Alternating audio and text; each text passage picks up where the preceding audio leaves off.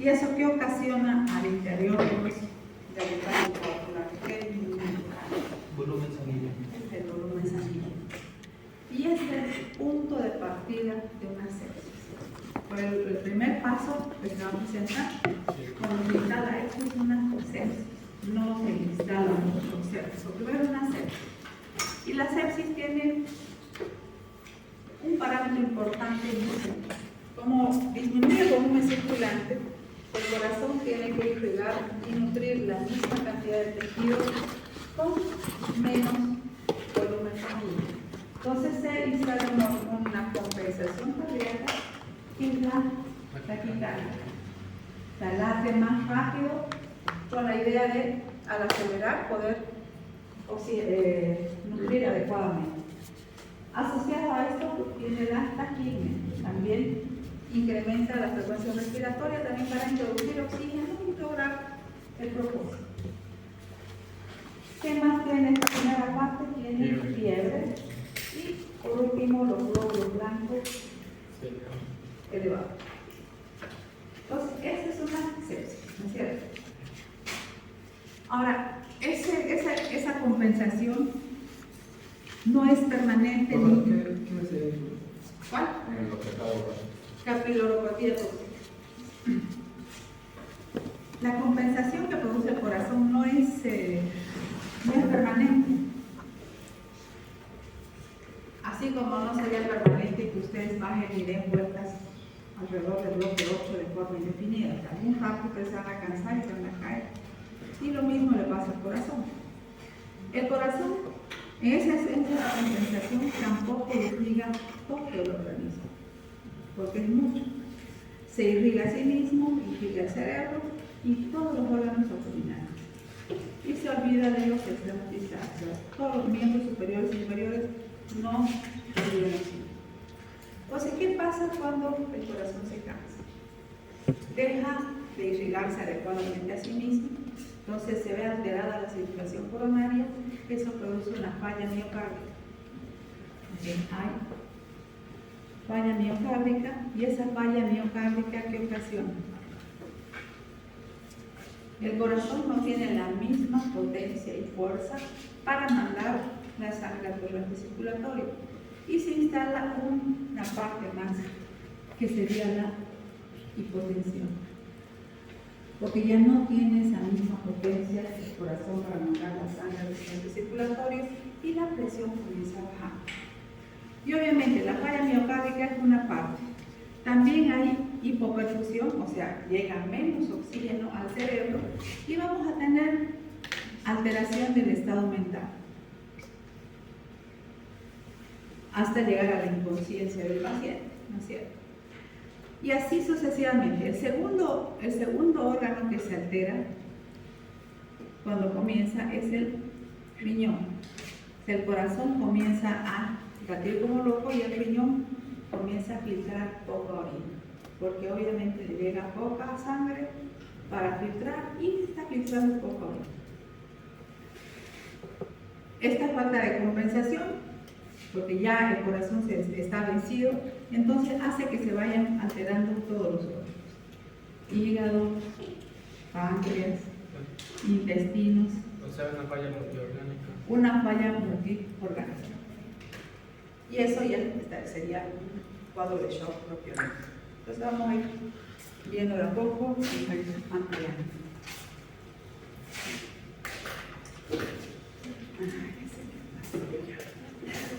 Sabía que faltaba. Una pita. Creo que tengo yo. De todo. Esas son palabras. ¿Qué? Esas son palabras. Hígado, páncreas y... Falla miocárdica, alteración del estado mental. Hígado, páncreas y qué. Intestino.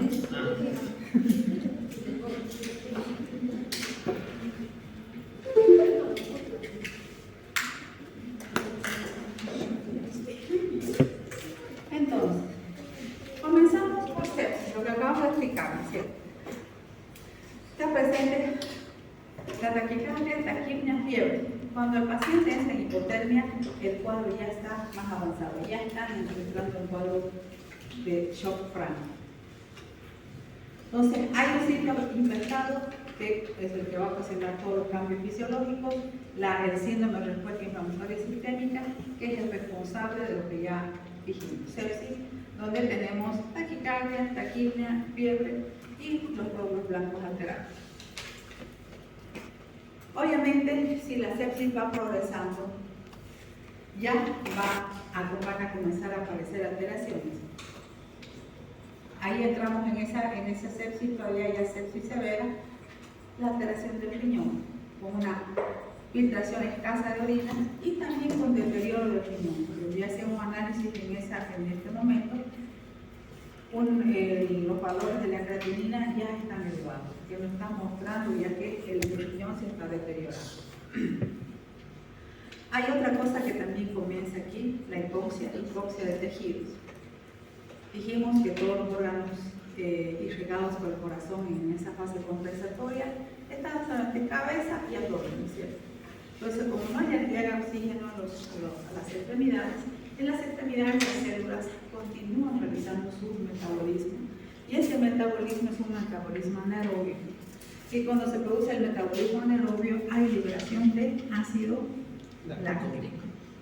Y eso hace que se eleve o se produzca una acidosis láctica o acidosis metabólica. Y eso ya comienza también, o sea, todo lo anterior comienza a alterar el funcionamiento del organismo. O sea, ya estamos hablando de una sepsis severa con disfunción aórtica. Entonces, todo esto vamos a determinar por los parámetros que vimos la semana pasada. Pues el edema, hiperglicemia, saturación de oxígeno, presión arterial, todos los parámetros que vimos la semana pasada. Todos esos son significativos para que nosotros documentemos lo que está pasando en nuestro paciente. Edema significativo, por ejemplo, más de 20 mililitros por kilo. La hiperglicemia, más de 120 miligramos por decilitro, siempre y cuando nuestro paciente no fuera diabético. Si es diabético, probablemente la hiperglicemia sea mucho más alta, 300, 400 miligramos por decilitro. La proteína C reactiva y la procalcitonina en esta fase inflamatoria se elevan 2 o 3 veces su valor normal. La saturación venosa de oxígeno mayor a 70% y el índice cardíaco mayor a 3.5 litros por minuto. También se vienen alterando el funcionamiento de varias cosas, ¿no es cierto? Y eso se ocasiona especialmente por la hipoperfusión tanto de nutrientes como de oxígeno. Tenemos hipoxemia arterial, oliguria aguda, menos de 5 ml por kilo peso hora durante 24 horas. La creatinina, más de 2 miligramos por decilitro. Anomalías en tiempo de coagulación, tiempo de tromboplastina mayor a 60 segundos. ¿Cuánto es el valor normal del tiempo de coagulación?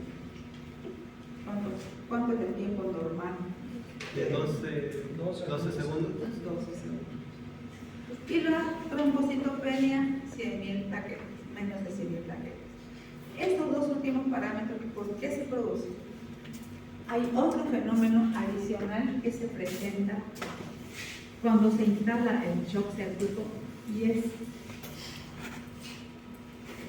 el síndrome de coagulación intravascular diseminada. O sea, se forman microcoágulos en el torrente circulatorio del paciente. ¿Qué van a hacer? Esos microcoágulos gastan los factores de coagulación, los trombocitos o plaquetas y también los factores de coagulación. Entonces, por eso es que se había alterado el tiempo de coagulación y las plaquetas o trombocitos están disminuidos.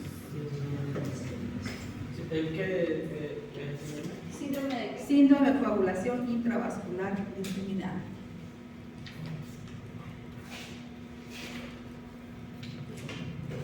Obviamente, si el hígado también está siendo deteriorado por la hipoperfusión de oxígeno, tampoco puede seguir sintetizando los factores de coagulación y por eso es que se mantiene el tiempo de coagulación prolongado.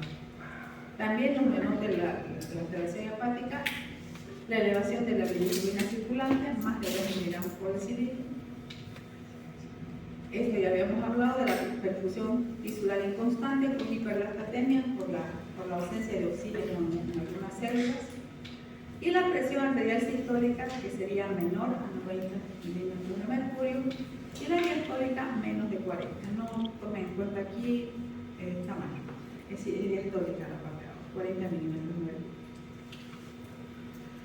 Entonces, generalmente, hasta esta etapa, una sepsis severa o shock séptico temprano, podemos iniciar tratamiento. Podemos introducir líquidos, puede ser plasma, puede ser lactato, para aumentar la volemia y podemos estabilizar hemodinámicamente en esta etapa. Cuando ya se instala el shock séptico franco, se acompaña de hipotensión refractaria. ¿Eso qué quiere decir? Que vamos a introducir líquido en cualquier cantidad y la presión no se va a elevar, se va a mantener baja. Entonces, en esta etapa ya necesitamos el uso de vasopresores tipo adrenalina, noradrenalina, dopamina. Aunque se aumente lo que es el volumen, ¿por qué no aumenta su presión arterial? Porque ya el organismo está condicionado así, es un shock séptico con hipotensión refractaria. Entonces, esa hipotensión refractaria es como tú introduces el líquido y rebota y no consigue suspender la presión arterial. Es una de las causas también de que la tasa de mortalidad sea más alta. Lo que sería ideal que en todos los casos uno introduzca líquido y se estabilice. No, ya cuando pasa más tiempo es mucho más difícil de estabilizar al paciente. En esta etapa, por ejemplo, la tasa de mortalidad es del 60%. Entonces, hasta ahí es una pequeña introducción. Ahora vamos a ver qué es lo que va ocasionando progresivamente el cuadro de shock y cómo podemos tratar y cómo podemos parar el cuadro. Entonces, el shock séptico, ¿qué es? Es una falla circulatoria, porque si bien tenemos el apellido, digamos, séptico, es porque el punto de partida es un proceso infeccioso. Pero después, acá, lo que disminuye es el volumen circulante y eso consta una falla circulatoria que afecta a todos los órganos. Y esa falla circulatoria, por ejemplo, se produciría de igual forma si el paciente que ustedes reciben acaba de tener un accidente y tiene una hemorragia severa y también tiene menor cantidad de sangre circulante, nos va a dar exactamente lo mismo. Porque en este caso, la alteración de todos los órganos es por la hipoperfusión de oxígeno y menor llegada de nutrientes a todos los tejidos. Entonces, la falla circulatoria instala otro síndrome, el síndrome de disfunción multiorgánica, donde ya están alterados más de 2 órganos al mismo tiempo. Entonces tenemos la escala de Quick-SOFA, que tiene valor predictivo, o sea, tiene un valor para realizar el pronóstico de cada paciente. Se toma en cuenta aparato respiratorio, coagulación, no sé si es el coco, porque se ve mal. El funcionamiento hepático, el funcionamiento hemodinámico, la presión arterial media, también el sistema nervioso central, escala de Glasgow, funcionamiento renal, por la creatinina y por la diuresis. Entonces tenemos parámetros de puntuación que van de 0 a 4, siendo 0 el puntaje menor y el que nos denota la normalidad del cuadro.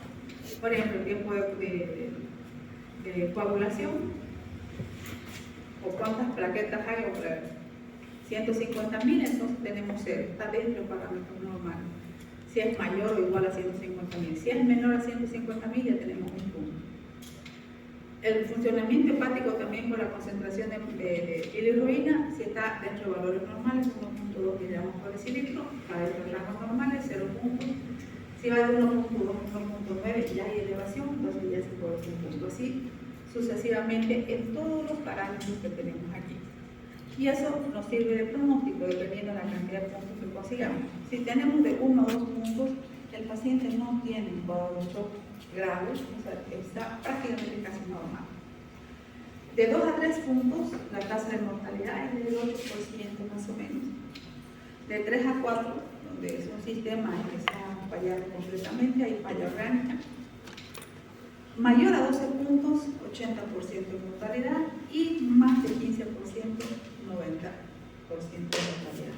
Entonces, esta escala de Wilson nos permite hacer el pronóstico de nuestro paciente dependiendo de los valores que arroje los parámetros que tenga cada paciente. Luego tenemos la clasificación del síndrome del maligno de las enfermedades infecciosas. La dividimos en shock infeccioso, que puede ser shock séptico, endotóxico o exotóxico, y shock vírico. ¿A qué se refiere con endotóxico y exotóxico? Si en alguna persona no tiene esa predisposición, esa respuesta inmune que va a hacer que se desencadene esto, pero si la bacteria tiene algo que pueda estimular a la presentación, entonces estamos hablando de un shock exotóxico. Y endotóxico es el que va a producir la respuesta inflamatoria propia del organismo. Luego, shock vírico tenemos dos patologías importantes que vamos a ver recientemente, como es el dengue. El dengue nos va a generar cuadro de shock, y la fiebre amarilla también. Estos otros solamente los vamos a nombrar: el shock parasitario, el maligno de Marfan, maligno de Putinet y el síndrome meningocócico. Entonces, ¿cómo comienza el cuadro clínico de un shock? Es agudo, o sea, no es un paciente que tenga largo tiempo con un proceso infeccioso y de golpe va a ser shock, no. El que tiene un tiempo de evolución largo de su infección y no hizo shock, no va a ser shock nunca. Generalmente es un cuadro que se instala rápidamente. O sea, el paciente puede estar enfermo un día, un día y medio, y ya se puede instalar el cuadro de shock. La característica principal es síndrome febril agudo, especialmente si es de biología bacteriana, donde esa fiebre produce intranquilidad, excitabilidad del paciente. Luego, conforme va avanzando el cuadro, hipotensión arterial periférica y hipotensión venosa central. Cuando el paciente comienza a estar pálido, ya el cuadro ya ha avanzado mucho más. Porque mientras está con fiebre, puede ser que el paciente esté incluso con las mejillas rojas por el calor. Y cuando ya está pálido, la temperatura comienza a bajar, entra en hipotermia. También si es con taquipnea, puede haber exantema purpúrico por este fenómeno, con unas pequeñas petequias que aparecen por la coagulación intravascular diseminada. Y conforme van las horas se va agravando el cuadro. Se instala oliguria, hipotensión arteriovenosa periférica y central. Se ve involucrado el tracto digestivo, deposiciones líquidas, meteorismo, hepatoesplenomegalia. El paciente está deshidratado, si bien no ha perdido líquido, está en otro espacio, así que está deshidratado, entre incoherencia psíquica, delirio, coma y muerte. Es lo que seguiría el cuadro clínico si nosotros dejamos que evolucione hasta que nuestro paciente se muera. Obviamente nosotros el desenlace que tenemos aquí no es deseado, pasa con mucha frecuencia, pero con el tratamiento adecuado podemos frenar adecuadamente eso. En esta diapositiva nos da el por qué se produce la falla. O sea, hubo el cansancio del corazón, entonces falla de la bomba cardíaca, caída del gasto cardíaco. Esa caída del gasto cardíaco que nos ocasiona hipotensión, oliguria, disminución de presión de llenado del ventrículo izquierdo. Y esa disminución de presión de llenado del ventrículo izquierdo además nos va a provocar otras alteraciones. Hay acentuación de la hipoperfusión arterial coronaria, y como el corazón no se irriga adecuadamente a sí mismo, entonces obviamente va a haber disfunción cardíaca. Aumenta la presión pulmonar, congestión pulmonar por la escasa fuerza que tiene el corazón para mandar la sangre, entonces hay congestión a nivel pulmonar. Incremento de la hipoxemia, falla múltiple orgánica y con la consiguiente muerte del paciente. Entonces, todo lo que hemos hablado, todo tiene relación con lo que hablamos al inicio. la capiloropatía tóxica, que ocasiona las lesiones irreversibles y por consiguiente la muerte del paciente. En esta diapositiva, por ejemplo, vamos a documentar desde el momento que la bacteria ingresa al organismo hasta que el paciente o se muere o se cura con algunas insuficiencias permanentes. Entonces ingresa la bacteria, provoca una infección localizada. Esa infección puede dar lugar a una bacteremia y esa nos va a generar una sepsis. La sepsis se evidencia por hipertermia, taquicardia, taquipnea y alteración de la fórmula blanca. Sigue su evolución y tenemos un síndrome de sepsis severa, donde tenemos todo lo anterior, más alteración de cambios mentales, hipoxemia y lactato en plasma. Y la oliguria también. Continúa su evolución a un shock séptico temprano y tenemos un síndrome de sepsis más hipotensión o pobre llenado capilar. Ese lo podemos evidenciar, por ejemplo, si ustedes quieren ver si realmente hay dificultades de llenado capilar, presionan el percuejo del dedo del paciente, que cuando ustedes estén presionando, la uña se va a poner completamente blanca. Si el llenado es normal, apenas ustedes sueltan, el color vuelve a la uña. Si hay un retardo, van a ver un ratito, la van a ver pálida y después va a recuperar el color. Luego, después de eso, evolucionando a shock séptico refractario, tenemos todo lo anterior, pero lo que no tenemos es la respuesta a la administración de líquidos. Aquí ya en un shock séptico refractario requiere apoyo vasopresor y eso nos ocasiona el síndrome de disfunción multiorgánica, con la consiguiente muerte del paciente, o si el paciente llega a salir, vamos a tener insuficiencia renal aguda, insuficiencia hepática aguda, disfunción cerebral.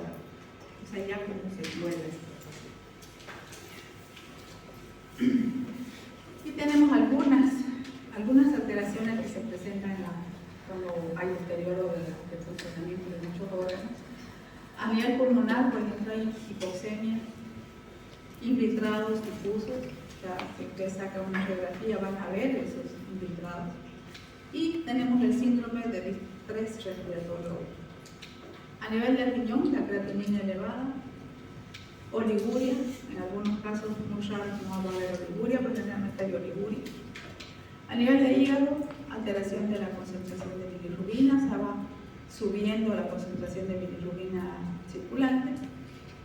Se puede producir ictericia colestática y colecistitis también.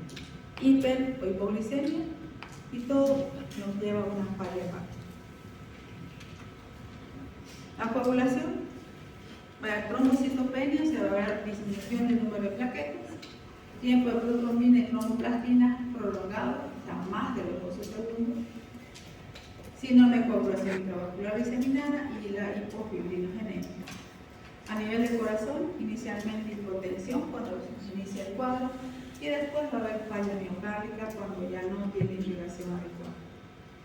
A nivel del sistema nervioso central, cuando entra el paciente en estado de inconsciencia, puede tener respuesta a estímulos dolorosos, o sea que ustedes si lo ven inconsciente al paciente no le responden. Si ustedes le hablan o lo mueven, entonces le ponen un pellizco y van a ver la muestra de dolor, entonces hay respuesta a los estímulos dolorosos. Ya cuando se instala el edema cerebral y la encefalopatía, no hay respuesta ni a estímulos dolorosos. Y esto es lo que les explicaba al principio. Esto es la fisiopatología del shock. Todo lo que va relacionado con el síndrome de respuesta inflamatoria sistémica, la liberación de mediadores químicos o citoquinas por los elementos defensivos, que eso produce, o sea, dependiendo de lo que pasa con fricción, vasodilatación, antiagregación plaquetaria, agregación plaquetaria. Entonces todo eso ocasiona la capiloropatía tóxica y esto es lo que va a ocasionar esa capiloropatía tóxica. Vasodilatación, aumento de la permeabilidad capilar, escape de las macromoléculas de proteínas al extravascular, aumento de la presión coloidosmótica en ese compartimiento, escape de agua al extravascular, que nos va a producir un coagulación negativa, ¿Por qué es relativa? Porque el líquido no se pierde, está en otro espacio, está en el organismo del paciente. Y si por las alteraciones en la coagulación hay sangrado, entonces ya tenemos hipovolemia absoluta y pérdida de sangre. Ese solamente es una para remarcar el número. Entonces, ¿quiénes están expuestos? Conforme vayamos avanzando este semestre y el otro, se van a dar cuenta que las edades extremas de la vida son las que están en mayor riesgo. O sea, niños muy pequeños que tienen un sistema inmunitario inmaduro y los ancianos que ya tienen alguna enfermedad de base. Generalmente los ancianos tienen mayor riesgo de morir si se presenta el cuadro después de los 60 años. Por sexo, en los varones hay un riesgo mayor que en las mujeres. Por raza, los afroamericanos tienen mayor incidencia que los de raza blanca. Y obviamente toda persona que sea inmunodeprimida, ya sea porque tiene alguna enfermedad de base, porque tiene un trasplante renal, porque tenga diferentes patologías, es también un grupo de alto riesgo. Y el tratamiento. El tratamiento de esta patología tiene objetivo principal, si tiene un orden establecido. En este caso, se debe seguir ese orden, porque lo primero que ustedes tienen que hacer con un paciente que tiene un cuadro de shock, primero es estabilizar hemodinámicamente, con la administración de líquidos, tipo lactato, pueden utilizar plasma fresco, pueden introducir albúmina también, la albúmina puede recuperar líquido que tenga en otro espacio. Pero lo primero es restaurar y mantener la estabilidad hemodinámica. El segundo objetivo es erradicar la fuente de infección. En este caso, por ejemplo, puede ser con el uso de antibióticos de amplio espectro, dependiendo la localización del foco infeccioso, va a ser la elección del antibiótico también.